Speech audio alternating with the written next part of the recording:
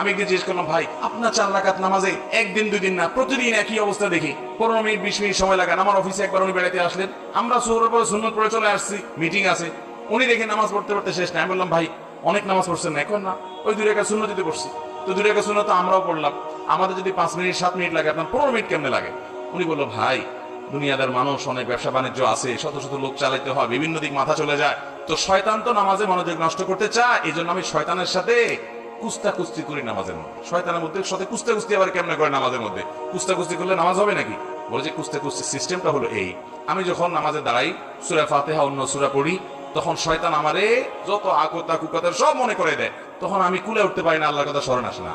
আমিও তেরামি করি, পরিপূর্ণ আল্লাহর দিকে মনোযোগ আসার আগ পর্যন্ত তেলাওয়াত চলতে থাকবে। উনি বলে যে আমি যখন এভাবে সূরা বাড়াইতে থাকি যে ডিউরেশন বাড়াইতে থাকি, তখন এবার দেখা যায় ইবলিসে আমার মনরে এদিক এদিক নেওয়া ছেড়ে দেয়, দিয়া বলে যে তো লস প্রজেক্টের পিছনে মেহনত করলে তো সূরা আরো বেশি